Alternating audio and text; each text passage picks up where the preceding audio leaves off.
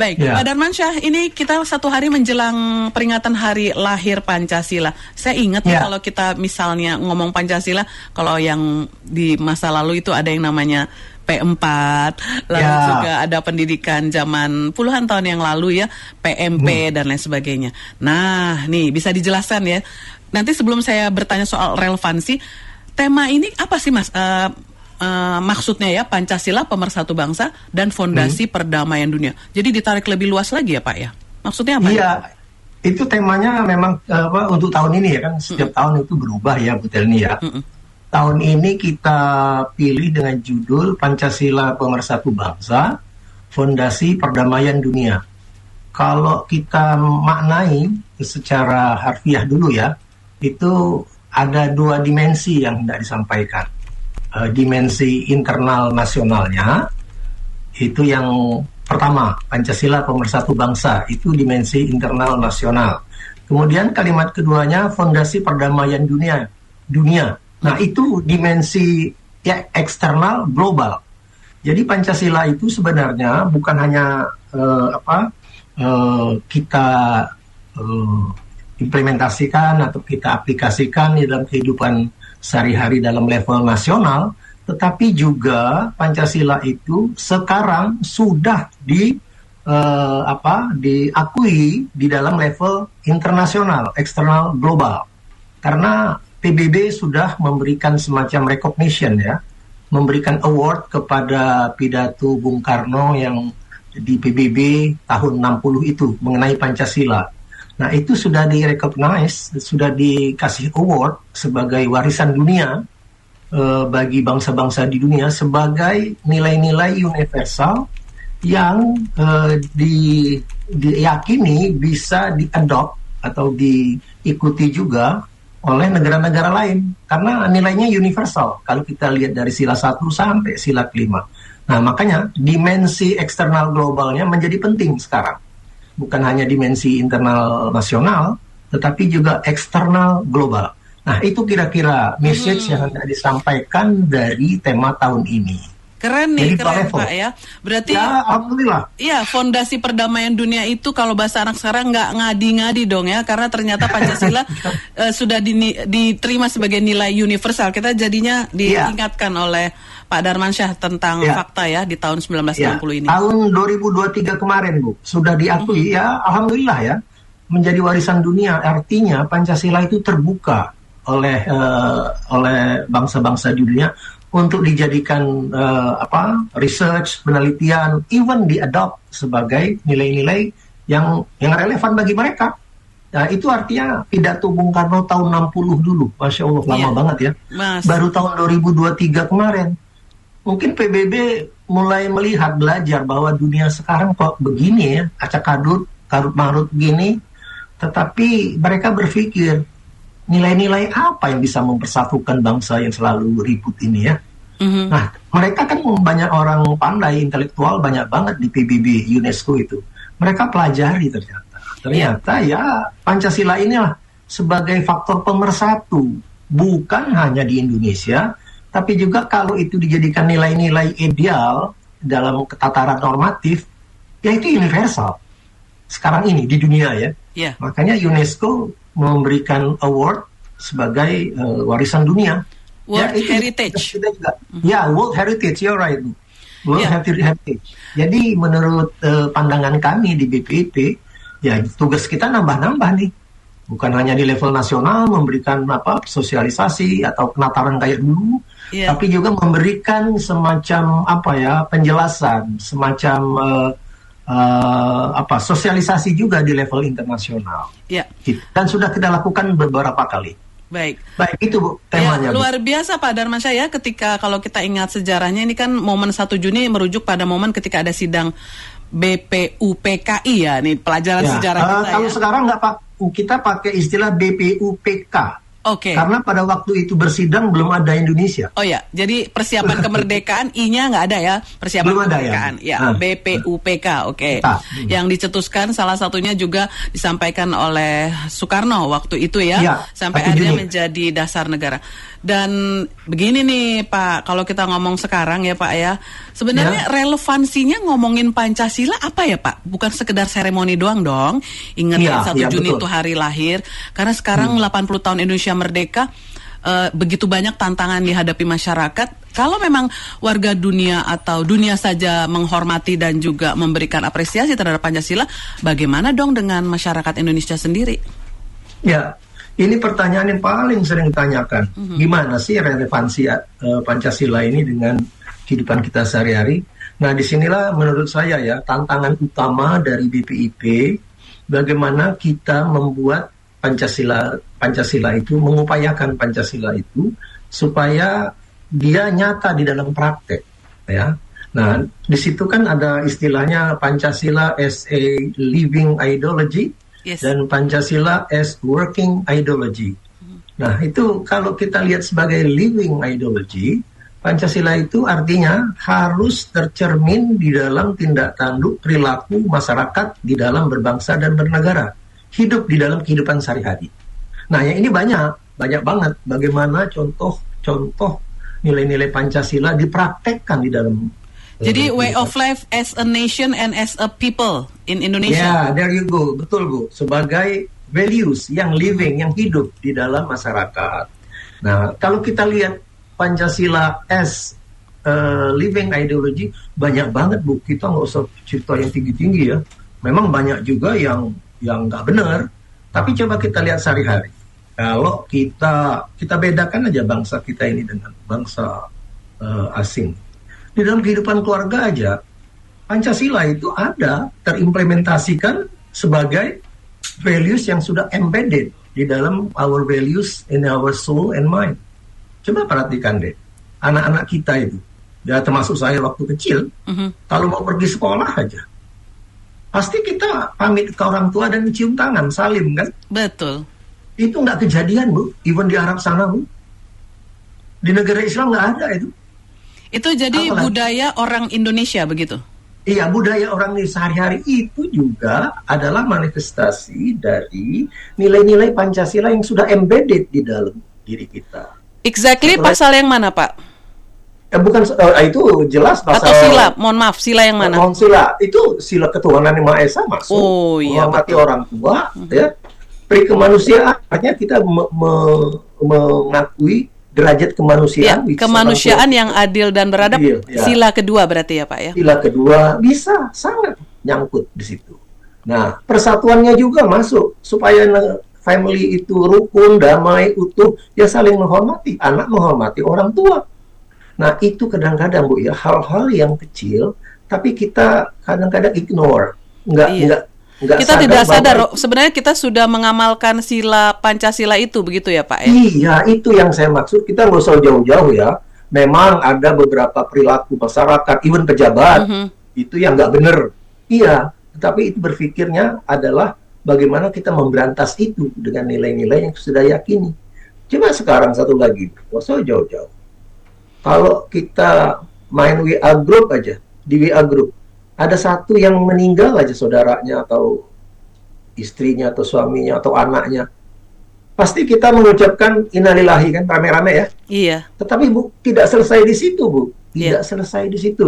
Ada aja satu orang yang bilang, ya gimana kalau kita buat dompet duka cita? Oh iya. Kan? Kumpulin uang takziah. Takziah. Saya tanya, saya lama di Eropa, sama lama di Amerika Bu sebagai diplomat, nggak ada tuh. Kalau ada orang meninggal di WA group diumumkan, ya paling rest in peace, itu aja. Jadi itu sebenarnya kearifan lokal yang juga tercermin. Nah, kearifan lokal yang inspired by Pancasila values, yang kadang-kadang kita ignore, nggak sadar. Jadi kita pesimis, apa sih Pancasila kok nggak ada di dalam kehidupan Jadi kita tanpa kita sadar sebenarnya kita sudah melakukan itu ya, nilai-nilai Pancasila. Tapi begini Pak Darman, ini ada tantangan yang luar biasa yang bukan hanya dihadapi oleh mungkin generasi tua ya, generasi senior atau generasi X ya, generasi perbatasan ini yang maksudnya generasi perbatasan yang bagaimana kita ini transisi betul yang harus menghadapi teknologi dan termasuk juga anak-anak kita, keponakan kita gitu, adik-adik kita ya, generasi milenial, generasi Z dan sekarang generasi Alpha ya atau generasi cucu kita. Tentang perkembangan AI dan teknologi digital yang ini adalah masalah disrupsi informasi lewat berita-berita yang bukan fakta tapi hoax. Dan itu membanjiri yang sebuah keniscayaan kita terima. Bagaimana nilai-nilai atau sila Pancasila itu bisa jadi benteng ya? Itu betul, Bu. Sekarang ini yang menjadi tantangan adalah AI, gadget, algoritma, whatsoever, banyak sekali ya yang bisa mempengaruhi cara pikir, pola pikir generasi muda. Tapi satu hal pertama yang harus kita ingat adalah semua itu adalah alat, instruments, tools. Right? Bukan sebagai tujuan. Nah, tujuan kita apa? Ya, masyarakat yang Pancasilais tentunya. Nah, sekarang bagaimana kita menggunakan tools itu sesuai dengan nilai-nilai Pancasila. Begini, Pancasila itu kan ada semacam values inducement, penanaman nilai-nilai kan ya. Penanaman nilai-nilai nggak created overnight, nggak, it is not created overnight. Atau semudah membalik telapak tangan. Yes, it takes time, even one generation, satu generasi, dua generasi. Nah, makanya yang paling penting di dalam hal bagaimana menanamkan values inducement kepada generasi muda adalah pendidikan, nggak ada lain. Nah, unit pendidikan yang paling penting nggak ada lain adalah rumah dan sekolah. Nah, jadi orang-orang tua, para guru harus melek teknologi dulu. Technological literacy-nya harus tinggi dulu, harus usah tinggi-tinggi banget. Harus paham dulu. Jadi kita bisa memberikan arahan yang benar. Sudah benar itu ada kebijakan pemerintah yang membatasi penggunaan HP. Itu sebenarnya bagaimana pemerintah memberikan semacam langkah-langkah antisipasi untuk memitigasi hal-hal yang bersifat negatif dari dampak teknologi IT ini. Nah, itu ternyata relevan ya Pak ya? Iya dong, itulah namanya Pancasila as working ideology. Pancasila yang bisa bekerja, melakukan tindakan di dalam mengantisipasi atau mitigasi dampak-dampak jelek dari perkembangan teknologi. Itu aspek Pancasila as working ideology, di mana nilai-nilai Pancasila itu ada embedded, tercermin, being manifested di dalam kebijakan-kebijakan pemerintah. Nah, itulah Pancasila as living ideology itu ada di masyarakat, kehidupan kita sehari-hari. Pancasila as working ideology ada di dalam diimplementasikan, dimanifestasikan di dalam kebijakan penyelenggaraan negara. Ya. Jadi dua level, Bu. Begitu menurut saya bagaimana kita luar biasa berarti bapak-bapak bangsa kita dulu yang merumuskan hingga akhirnya ada 5 sila ini luar biasa ya. Seperti halnya pemikirannya ini outstanding dan revolusioner ke depan gitu ya. Visionary, Bu. Visioner ya. Oke, sorry. Jangankan Indonesia, dunia aja melihat, oh ini yang benar nih kayaknya. Gitu. Karena dunia kan ribut terus, berantem terus. Oke. Ini speaking of dunia ya. Oke, di tingkat global bagaimana ini sebenarnya ya kalau misalnya dalam pemahaman Pak Darmansyah ya, konflik yang terjadi di sejumlah kawasan, ini yang paling terkini adalah ya di Timur Tengah gitu ya. Dan apa sih sebenarnya yang bisa kita gaungkan ke dunia gitu bahwa dari Pancasila ini sebenarnya ada nilai-nilai yang bisa mereka praktekkan dalam konteks konflik ini yang ya boleh dibilang ini bagian dari jati diri Indonesia ya untuk bicara ke dunia. Baik, Bu, itu pertanyaan yang sangat ya, Ibu juga visionary sebenarnya melihat bagaimana Pancasila ini bisa memberikan. Produser saya juga visionary berarti nih. Produsernya ya. Begini, bagaimana pertanyaan Ibu itu mengandung makna bagaimana Pancasila ini menginspirasi dunia. How the values of Pancasila inspire the world. Itu kan istilahnya kan ya? Yes. Nah, itu bisa kita lihat di dalam beberapa pertama ada fakta ini sudah di granted award oleh PBB. Itu artinya diakui universalitas dari nilai-nilai Pancasila. Itu yang pertama. Yang kedua, negara-negara di dunia dipersilahkan, di welcome oleh PBB. Kalau mau belajar tentang tentang Pancasila, itu universal loh, silakan, bisa dipakai. Nah, itu fakta yang pertama. Fakta yang kedua adalah bagaimana perilaku diplomatik kita, Bu. Perilaku diplomatik kita sejak zaman, katakanlah ya, saya mulai masuk diplomat ini ada jadi diplomat zamannya Pak Harto ya, sampai ke sini. Sempat jadi duta besar ya Pak ya? Alhamdulillah sudah. Boleh di sounding nih, boleh di spill nih biar netizen lewat live TikTok juga udah langsung banyak pertanyaan nih. Nanti saya bacakan ya pertanyaannya. Iya. Di mana saja Pak pernah bertugas Pak? Saya duta besar terakhir di Austria, di Wina. Keren. Ya, PBB di sana. Ya, enak Bu, cantik sekali Bu. Iya betul. Ya. Banyak bangunan-bangunan heritage-nya itu di Vienna. Kata orang jadi dubes di Austria itu enaknya cuma 25%. Terus 75%-nya? 75%-nya enak sekali. Bapak jokesnya agak jokes bapak juga nih. Ngerti saya pernah ke Vienna tuh Pak. Oke lanjut Pak. Terus yang kedua sebelum itu saya duta besar di Polandia juga. Oke. Sebelumnya saya di Belgia. Kebanyakan negara-negara Eropa ya? Ya alhamdulillah Bu, pernah juga di Swiss. Nah, terus pernah juga di Brussels, Belgia. Pernah juga di New York. Ya, selama 40 tahun Bu. Ngerti ya bagaimana orang-orang di dunia berbagai bangsa berdiplomasi. Apa sih kelebihan dari orang-orang Indonesia kalau dilihat dalam diplomasi dan berdialog atau bernarasi? Katanya bangsa Indonesia adalah bangsa yang gemar bertutur. Diplomasinya oke. Kalau kita lihat dari sejarah dulu, kita punya diplomat ulung mulai dari Agus Salim sampai terakhir Ali Alatas dan menlu-menlu kita begitu ya, yang sebelum-sebelum ini. Nah, dinilai dari sejarah itu, apakah mereka itu secara tidak langsung kita baru sadar mengimplementasikan kearifan lokal yang terjadi dan itu adalah tercermin di nilai-nilai atau sila-sila Pancasila? Saya kira begitu Bu. Saya sudah 40 tahun lebih, ya 40 tahun lah, sekarang udah pensiun kan ya. Sudah dalam periode 40 tahun itu ada semacam pengakuan dari beberapa sahabat kita di luar negeri, negara-negara maksud saya. Coba kita lihat track record kita. Paling sering Indonesia itu diminta untuk jadi sebagai mediasi. Coba di ASEAN dulu ya, kita menyelesaikan masalah di Kamboja.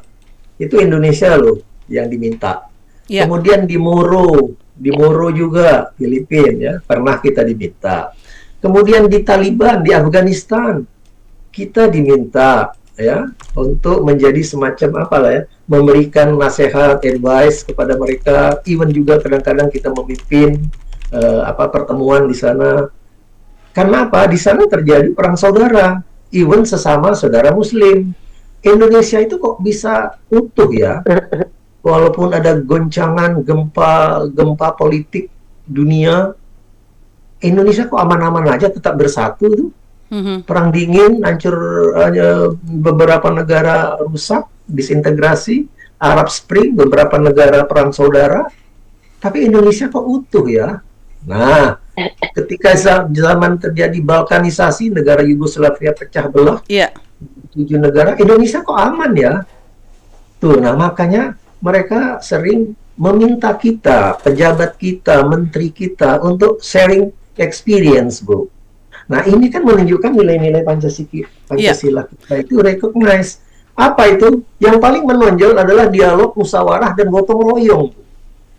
Indonesia itu terkenal banget, musyawarah istilahnya. Ternyata itu sila keempat, Bu. Kan kita gemar banget, kalau ada apa-apa bikin panitia, kan Bu ya? Mau ada pernikahan bikin panitia, anak sunat aja bikin panitia. Apa itu? Itulah namanya musyawarah, gotong royong. Walaupun sudah ada IO, tapi panitia keluarganya tetap ada ya? Panitia tetap, ya. Benar. Kita bikin seragam, Bu. Kalau ada nikah. Bikin seragam, benar. Inilah namanya nilai-nilai Pancasila yang embedded di dalam kehidupan. Nah, saya ingin mengambil nilainya. Mari kita tarik nilai dari sana. Itulah nilai musyawarah dan gotong royong, Bu. Itu kalau diterapkan dalam dunia diplomasi, ya nggak ada lain. dialog, mufakat, dialog musyawarah untuk mencapai mufakat. Kalau dalam bahasa Inggrisnya dialog for consensus. Itu ada di dunia diplomatik. Ternyata itu sudah embedded di dalam jiwa bangsa Indonesia. Itulah yang dilakukan oleh para senior kita dulu di dunia luar biasa. Saya jadi ingat juga karena jasa Indonesia terutama juga diplomatnya ya. Di Kamboja itu di Phnom Penh itu ada nama jalan Ali Alatas tuh kan? Itu dia. Itu zamannya Pak Ali Alatas namanya. Dulu kan ada informal meeting Jim 1, Jim 2 di Istana Bogor. Itu mereka itu berantem, Bu, berkelahi bertahun-tahun, berpuluh-puluh tahun. Nggak ada yang bisa melerai, nggak bisa istilahnya menjadi mediator. Indonesia diminta melalui dialog untuk mencapai musyawarah untuk mencapai sepakatan, itulah dialog for consensus tadilah. Pak Ali Alatas sebagai Menlu saat itu mengadakan JIM namanya, Jakarta Informal Meeting. Alhamdulillah, Bu, sukses, Bu, aman, damai sekarang. Dan Kamboja semakin makmur sekarang. Dan itu relate dengan sila keempat Pancasila ya, betul. Ya, musyawarah tadi, Bu. Dan juga masalah istilahnya kemanusiaan. Kemanusiaan coba. Sila kedua. Pak Darmansyah, ini banyak sekali netizen yang berkomentar, saya bacakan dulu ya. Mereka sudah pengen tahu tanggapan Bapak nih. Seperti pemilik akun Jagat Raya katanya, Pak, tapi Pancasila sekarang tinggal cerita, bener nggak sih Pak? Oke.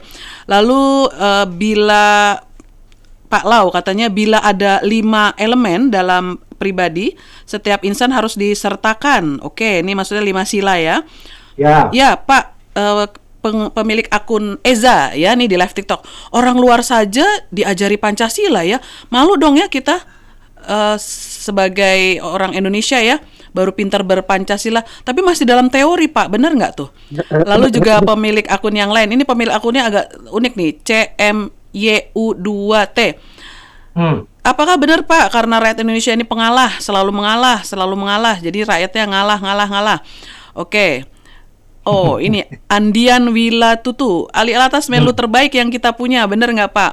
Oke, nilai-nilai gotong royong yang mulai pudar 10 tahun terakhir ini, bener nggak ada itu kejadiannya Pak? Kata pemilik akun Lukman Mama. Pudar katanya, gotong royong ini udah 10 tahun terakhir. Dan juga ada usulan Pak, BP7 itu kemana ya?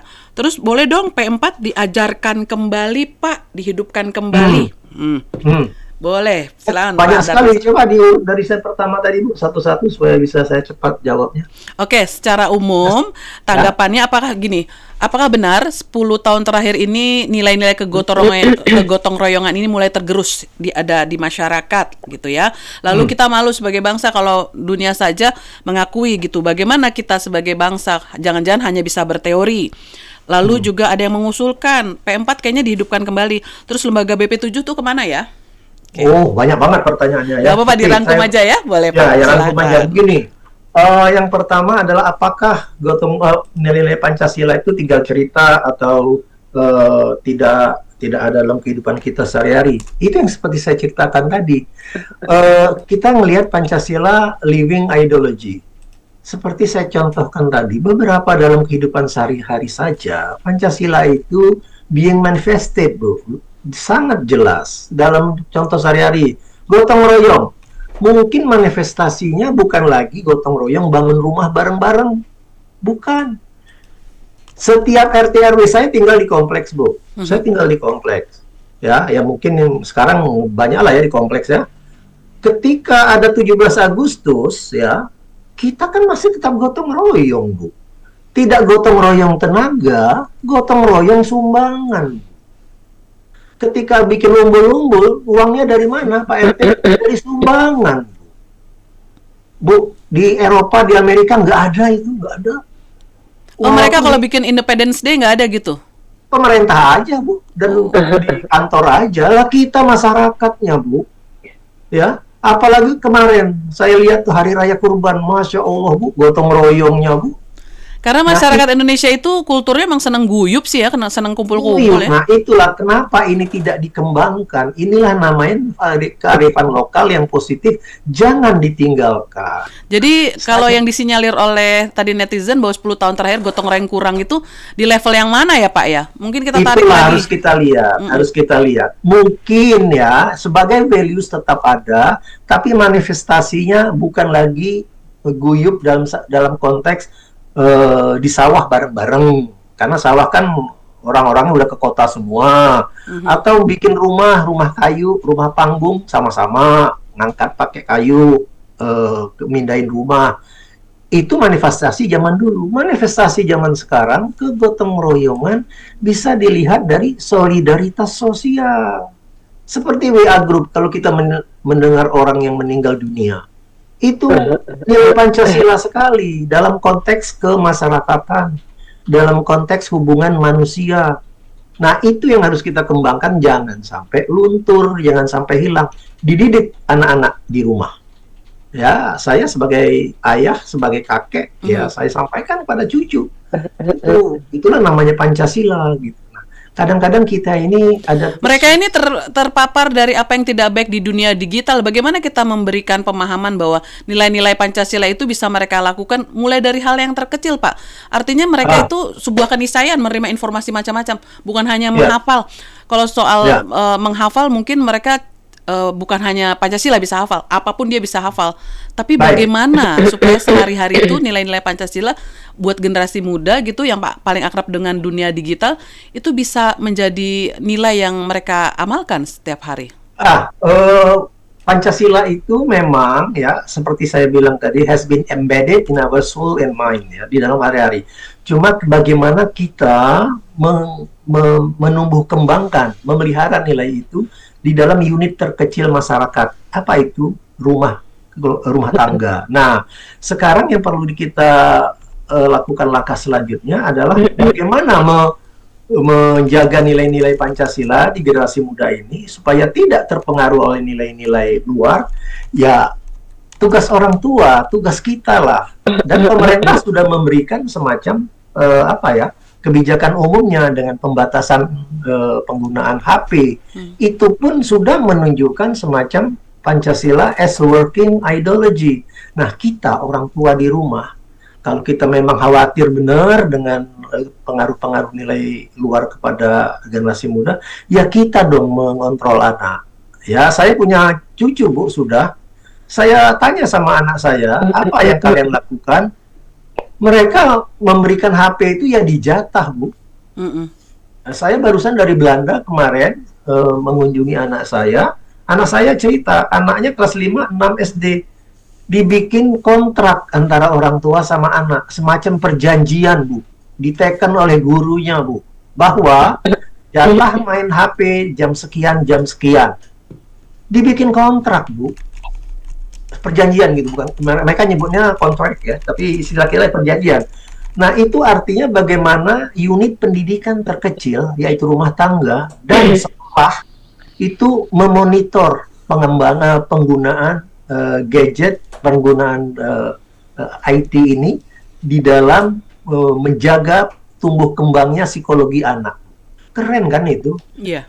Ini sudah ada langkah awal dari pemerintah kita, yaitu pembatasan penggunaan tadi 16 tahun ya.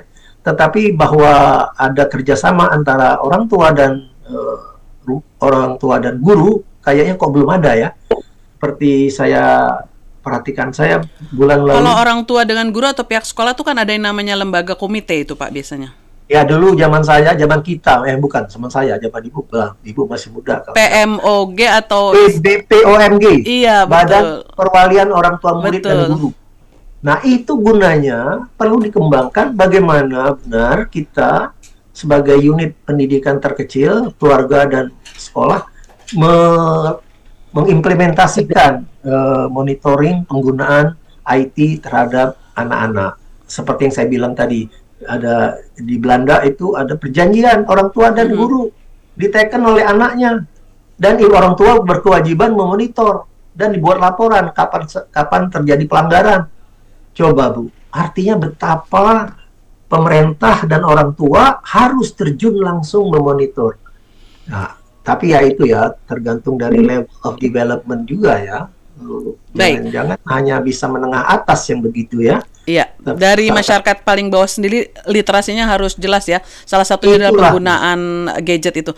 Pak, ini banyak sekali komentar dari netizen lewat live TikTok yang Bapak ini yang menonton lewat live TikTok El Sinta banyak ya Pak ya. Ini intinya saja ya dari komentar masing-masing dari pemilik akun Andian Wilatutu, lalu juga sejumlah yang lainnya ya. Intinya begini, mereka mempertanyakan ketika sila Pancasila ini tidak hanya kita hafalkan, tapi menjadi way of life atau ideologi gitu dalam berbangsa dan bermasyarakat. Nah, bagaimana BPIP bisa menjawab tantangan ketika sekarang ini Pak? Saya tidak mengatasnamakan pihak-pihak tertentu ya. Di sosial media itu banyak sekali narasi-narasi yang atas ketidakpuasan terhadap kondisi sekarang yang berpotensi untuk pihak yang lain dianggap sebagai bisa mengancam persatuan nih gitu. Padahal sebenarnya itu hanya curhat ketidakpuasan misalnya terhadap satu kebijakan, terhadap kondisi, termasuk yang sering sekali digaungkan orang adalah kondisi ekonomi. Berarti ini kan kita rakyat dengan penyelenggara negara ya.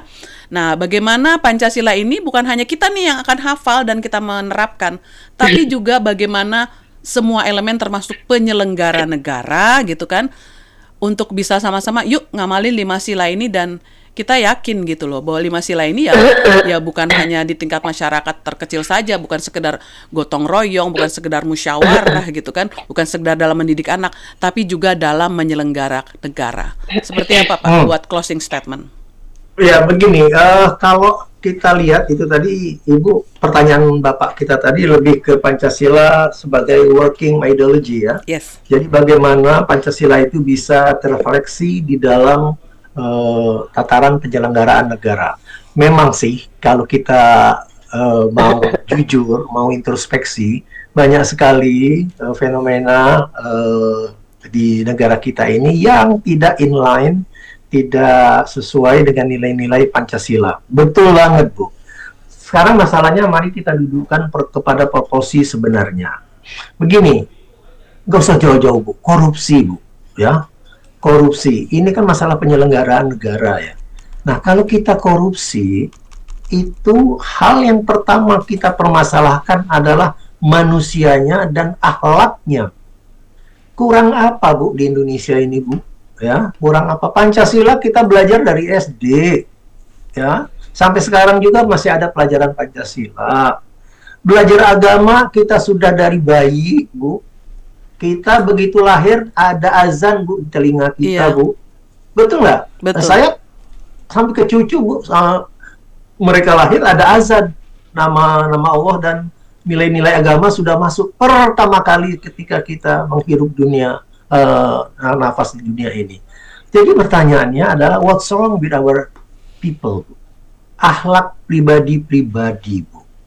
Akhlak pribadi-pribadi. Nah, sekarang pertanyaan, ketika akhlak pribadi-pribadi ini naik terus menjadi pejabat, naik terus jadi pemimpin, naik terus jadi ketua kelompok whatsoever, mestinya secara ideal, nilai-nilai Pancasila, nilai-nilai agama, semua nilai yang kebajikan, nilai kehidupan manusia itu sudah being embedded seharusnya. Mari kita tanya, kenapa kok ada yang enggak? Nah, ini pribadi-pribadi, Bu. Pribadi ini tumbuh di dalam keluarga. Nah, keluarga itulah yang bertanggung jawab.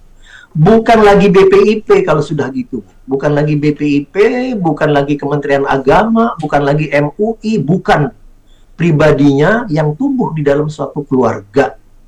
Gitu. Nah, dalam konteks inilah saya ingin berbagi bahwa yang dilakukan oleh BPIP bukan lembaga bukan super body, Bu, yang bisa menilai, yang bisa mengatakan itu salah, ini benar, bukan. Kita cuma memperkenalkan nilai-nilai, values inducement, melalui pendidikan, melalui sosialisasi, melalui penataran whatsoever, bukan penataran P4 dulu. Sekarang penatarannya lebih bottom up, Bu. Kita encourage kelompok-kelompok masyarakat untuk mengadakan program yang atas inisiasi mereka sendiri. Seperti membuat kampung Pancasila, membuat yang namanya rumah Pancasila, itu kita encourage. Jadi mereka sendiri yang memberikan contoh kepada masyarakat bahwa begini loh kehidupan Pancasila itu, ada suatu kafe, suatu restoran, kantin sekolah yang tidak ada kasirnya, cuma naruh uang saja. Nah, itu bagus, itu bagus. Ada sekolah yang membuat setiap hari Sabtu, itu masih kayak zaman saya dulu, membuat hari krida, Bu. Kalau zaman saya itu ada hari krida. Hari Jumat ya? Hari Sabtu, Bu. Oh, Sabtu. Ya, kalau Jumat, kalau hari olahraga. Hari olahraga. Kalau kita dulu nyebutnya hari krida, hari kerja. Nah, itu kan menanamkan nilai-nilai gotong royong. Jadi tugas sekolah dan tugas rumah keluarga lah yang harus menanamkan nilai-nilai ini. Ya, kalau tugas sekolah dan tugas keluarga pasti masyarakat semua sepakat ya Pak. Tapi ketika sudah dalam tataran sebagai penyelenggara negara, pejabat yang diberikan amanah tadi, karena kita sudah menyinggung salah satunya yang menjadi keprihatinan adalah korupsi ya, dan terkait dengan nilai-nilai sila di Pancasila gitu kan ya. Ini yang sekarang menjabat itu yang saya percaya dilihat dari usia, dulu ikut penataran P4 lah ya untuk jadi mahasiswa gitu kan, satu. Terus kedua SD-nya, SMP, SMA hafal lah tuh Pancasila sampai sekarang. Tapi entah mengapa sekarang ini nilai-nilai Pancasila itu boro-boro, bahkan nilai agama seperti yang dilansir oleh sejumlah netizen gitu ya, ngerti agama tapi juga berkorupsi gitu, rajin ibadah tapi juga berkorupsi. Apakah juga ada faktor sistemnya di sini atau sebagai halnya penyelenggara negara lah ya? Karena kan kedaulatannya tuh di tangan rakyat Pak, bukan penyelenggara negara. Mereka hanya mandat kan menjalankan mandatori. Mohon dikomentarin singkat Pak, supaya Pancasila ini supaya tidak hanya jadi hafalan dan besok di apa istilahnya dirayakan hanya tidak seremoni saja, justru ini jadi pengingat buat penyelenggara negara dan juga pemimpin. Itulah realitas sosial kita, tapi kita tidak bisa tinggal diam. Kuncinya adalah pendidikan. Pendidikannya mana? Pendidikan di unit terkecil, yaitu keluarga dan sekolah. Kerjasama keluarga dan sekolah dalam menanamkan nilai-nilai. Satu, nilai agama yang paling ketuhanan Yang Maha Esa tadi. Kedua, nilai-nilai Pancasila yang menanamkan nilai-nilai solidaritas sosial, menghormati manusia. Ini yang paling penting. Berarti yang kita persiapkan generasi sekarang untuk mereka ke depan jadi pemimpin. Yang sudah jadi pemimpin, bagaimana kita mengingatkan bahwa besok ada hari lahir Pancasila loh. Mereka harus ingat kembali hari Pancasila. Kalau sudah jadi pemimpin masih melakukan hal yang tidak sesuai dengan agama dan Pancasila, ya nggak ada lain, Bu. Dalam konteks kedinasan, ya hukuman, Bu. Nggak ada lain. Hukuman, Bu. Nggak ada lain. Sanksi. Sanksi administratif, sanksi birokratis, sanksi hukum, whatsoever. Nggak ada lain. Karena apa ya, kalau sudah tua, sudah ada memegang jabatan, masih melakukan juga, kurang apa sih orang tua? Kurang apa sih guru ngaji kita dulu, sudah mendidik kita, kok masih gitu loh. Nah, jadi piranti pemitigasinya adalah hukum, administrasi, sanksi.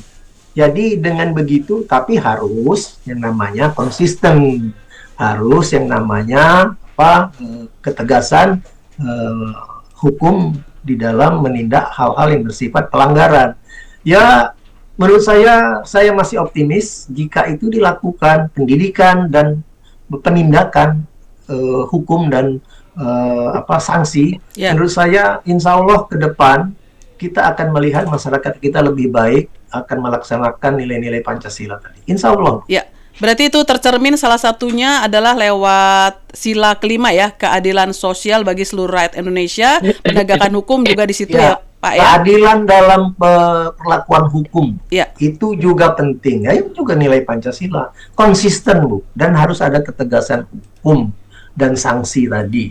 Kalau pendidikan bisa dimulai dari keluarga dan sekolah. Mari kita siapkan berarti generasi sekarang, generasi alfa dan juga generasi beta ya, yang bakal akan menjadi pemimpin. Sementara yang sudah jadi pemimpin sekarang diingatkan besok hari lahir Pancasila. Hello gitu kan ya, jangan hanya jadi seremoni gitu ya, urus rakyatnya, urus masyarakat dan bangsanya kalau mau sesuai dengan nilai-nilai Pancasila. Perlu masa untuk introspeksi besok 1 Juni. Harusnya. Jadi Introspeksi ya. bukan hanya memperingati hari lahir Pancasila, hari introspeksi berjamaah seluruh Indonesia. Nah, itu dia, Bu. Betul nih.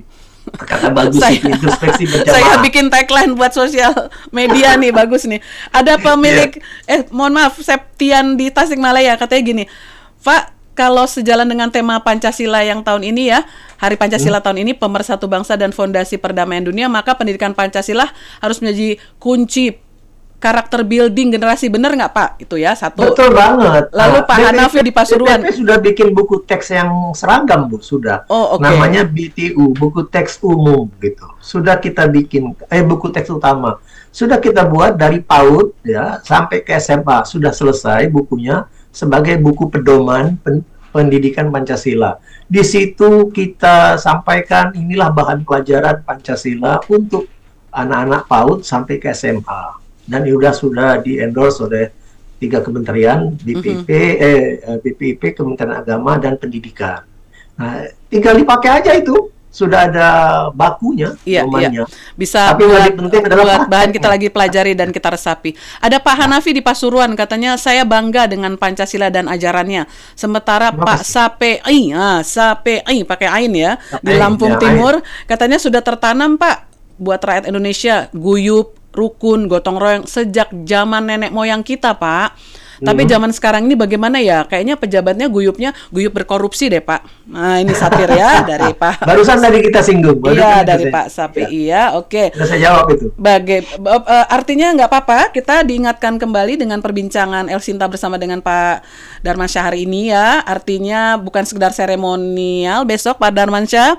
Terima kasih. Ini introspeksi sudah jamaah. Betul. Introspeksi berjamaah. Ternyata kita punya istilahnya, kita melupakan, kita punya hidden gem, mutiara yang selama ini kita lupakan nih ya, Pancasila yang jangan sampai nih, mutiara maksudnya jangan sampai hanya jadi hafalan saja. Bapak tahu nggak, setiap pergantian jam ya Pak untuk teng-teng, El Sinta tuh selalu menyuarakan saya pendengar Pancasila. Nah, Pancasila dengan suara yang beda-beda kan. Iya betul, ini kadang dari kita daerah semua mana, ya. Sampai ada netizen nanya, katanya anchornya hafal nggak Pancasila gitu kan ya, sampai ada yang nanya seperti itu.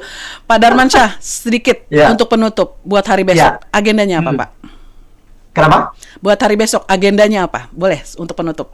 Besok itu kita akan mengadakan upacara kenegaraan ya yang dipimpin oleh Bapak Presiden sendiri di Gedung Pancasila.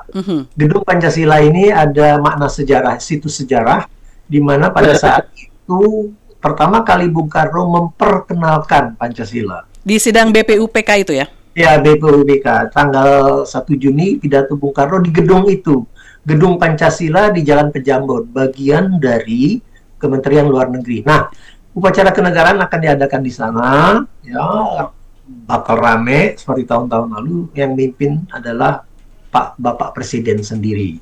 Nah, ini adalah di dalam upacara itu apa yang akan ada agendanya? Dalam upacara ya standar upacara kemerdekaan, Bu. Ada bendera, ada pasukan penghormatan, ada pidato pengarahan. Kemudian biasanya kita pakai baju tradisional, Bu, baju dari daerah-daerah. Daerah-daerah. Ya, saya juga akan pakai baju daerah. Nggak tahu besok mungkin pilih-pilih beda-beda ya. Nah, disinilah kadang-kadang kita diingatkan kembali. Tapi jangan hanya seremoni yang diingat, nilai-nilainya tadi. Untuk introspeksi berjamaah, saya pinjam nih istilah Ibu Tel nih. Jadi tagline kita, introspeksi berjamaah untuk hari besok. Pakai diksi dari saya ya Pak ya, nggak apa-apa, kita saling mengingatkan ya Pak ya. Saya kira itu Bu yang perlu kita saya sampaikan untuk upacara besok. Baik, terima kasih Pak Darmansyah. Mudah-mudahan acara besok lancar dan mudah-mudahan tidak selesai dari hanya sekedar semua peserta upacara dan seluruh rakyat Indonesia, bukan hanya sekedar memakai pakaian adat atau daerah-daerah lalu upacara selesai saja, tapi pulang dari sana merenung karena ya ini yang kita peringati adalah sesuatu yang harus kita jalankan gitu kan, sila-silanya. Pak Darmansyah, terima kasih sudah bersama dengan kita. Selamat pagi, selamat beraktivitas di akhir pekan. Terima kasih. Perbincangan kami dengan Dewan Pakar Badan Pembinaan Ideologi Pancasila atau BPIP, Dr. Darmansyah Jumala SEMA. Terima kasih pada seluruh pendengar dan juga netizen yang sudah berkomentar lewat live TikTok. Highlight.